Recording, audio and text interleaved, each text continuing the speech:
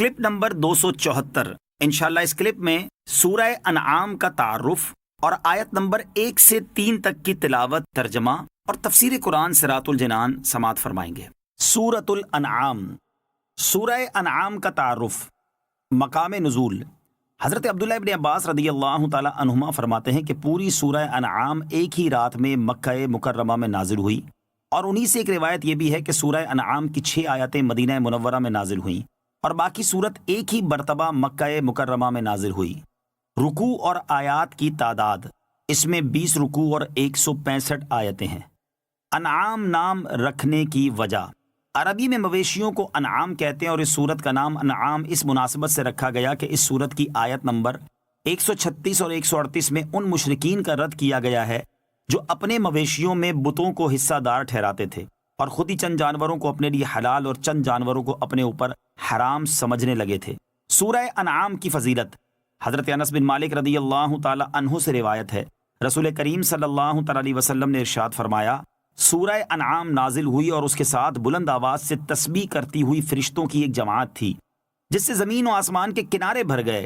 زمین ان فرشتوں کی وجہ سے ہلنے لگی، اور رسول اللہ صلی اللہ تعالی علیہ وآلہ وسلم نے 3 مرتبہ سبحان ربی العظیم کہا۔ سورہ انعام کے مضامین۔ سورہ انعام قرآن مجید میں مذکور سورتوں کی ترتیب کے لحاظ سے پہلی مکی سورت ہے، اور اس کا مرکزی مضمون یہ ہے کہ اس میں اسلام کے بنیادی عقائد جیسے اللہ تعالیٰ کے وجود، اس کی وحدانیت، اس کی صفات اور اس کی قدرت کو انسان کی اندرونی اور بیرونی شہادتوں سے ثابت کیا گیا ہے۔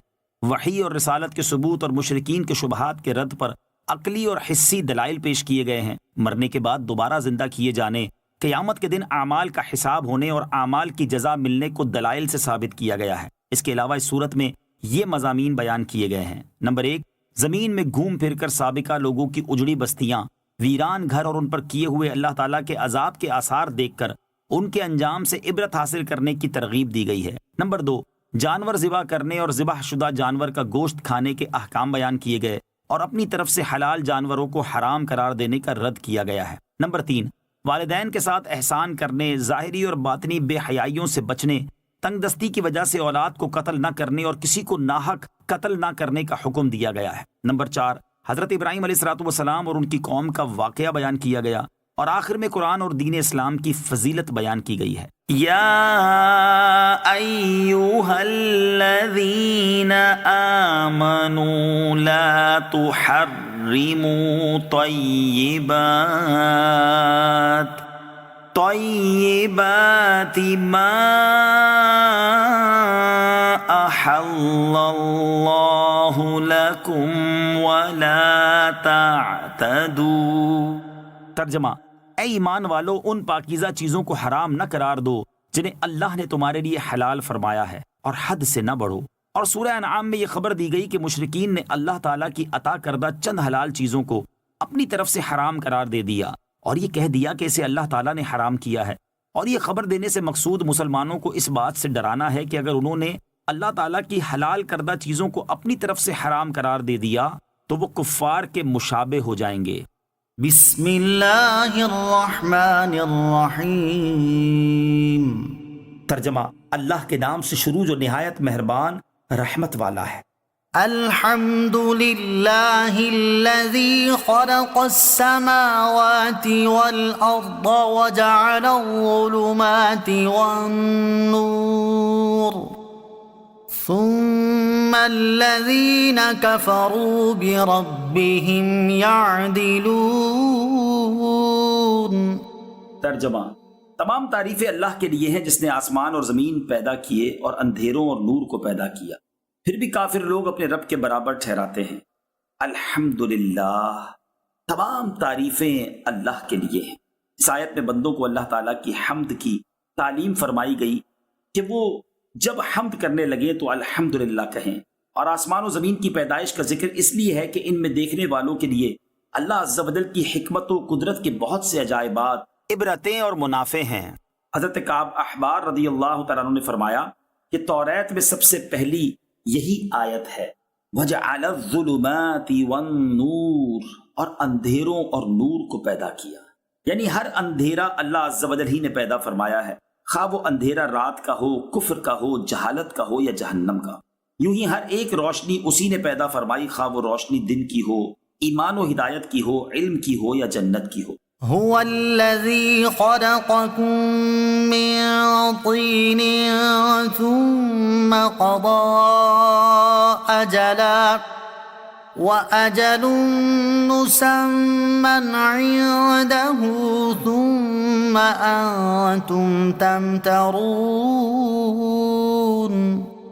ترجمہ، وہی ہے جس نے تمہیں مٹی سے پیدا کیا، پھر ایک مدت کا فیصلہ فرمایا اور ایک مقررہ مدت اسی کے پاس ہے، پھر تم لوگ شک کرتے ہو۔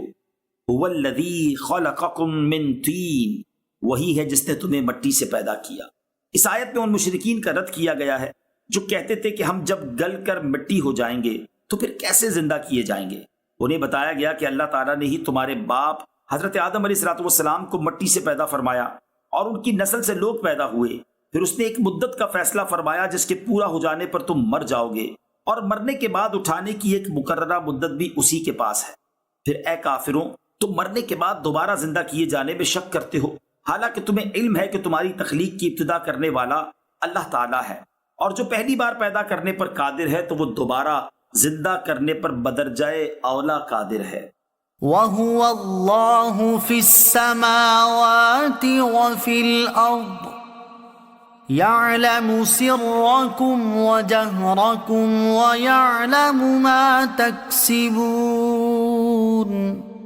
ترجمہ، اور وہی اللہ آسمانوں میں اور زمین میں لائق عبادت ہے، وہ تمہاری ہر پوشیدہ اور ظاہری بات کو جانتا ہے اور وہ تمہارے سب کام جانتا ہے۔ وَهُوَ اللَّهُ فِي السَّمَاوَاتِ وَفِي الْأَرْضِ، اور وہی اللہ آسمانوں میں اور زمین میں لائق عبادت ہے۔ اس سے پہلی آیت میں اللہ تعالیٰ کی قدرت کاملہ کا ذکر کیا گیا، اور اس آیت سے اللہ تعالیٰ کے کامل علم کا ذکر کیا جا رہا ہے۔ یاد رہے کہ اس آیت کا یہ مطلب نہیں کہ اللہ عز و جل آسمانوں اور زمینوں میں رہتا ہے، بلکہ یہ مراد ہے کہ ہر جگہ اس کی عبادت ہو رہی ہے، اور ہر جگہ وہی معبود حقیقی ہے، اور ہر جگہ اسی کی سلطنت و حکومت ہے، جیسا کہ ایک اور مقام پر اللہ تعالیٰ ارشاد فرماتا ہے، وَهُوَ الَّذِي فِي السَّمَاءِ إِلَٰهٌ وَفِي الْأَرْضِ إِلَٰهٌ وَهُوَ الْحَكِيمُ الْعَلِيمُ۔ ترجمہ، اور وہی آسمان والوں کا معبود ہے اور زمین والوں کا معبود ہے، اور وہی حکمت والا، علم والا ہے۔ یعلم سرکم وجہرکم، وہ تمہاری ہر پوشیدہ اور ظاہر بات کو جانتا ہے۔ امام غزالی رحمۃ اللہ تعالی علیہ فرماتے ہیں، اللہ تعالیٰ تمام معلومات کا عالم ہے، زمین کی تہ سے لے کر آسمانوں کی بلندی تک جو کچھ جاری ہے سب کا احاطہ فرمانے والا ہے۔ وہ ایسا عالم ہے کہ اس کے علم سے زمین و آسمان کا کوئی ذرہ باہر نہیں جا سکتا، بلکہ وہ سخت اندھیری رات میں صاف چٹان پر چلنے والی سیاہ چونٹی کے چلنے کی آواز کو بھی جانتا ہے، وہ فضا میں ایک ذرے کی حرکت بھی جانتا ہے، وہ پوشیدہ امور سے واقف اور دلوں کے وسوسوں، خیالات اور پوشیدہ باتوں کا علم رکھتا ہے۔ اس کا علم قدیم ازلی ہے، اور وہ ہمیشہ ہمیشہ اس علم کے ساتھ موصوف رہا ہے۔ اس کا علم جدید نہیں، اور نہ ہی وہ اس کی ذات میں آنے کی وجہ سے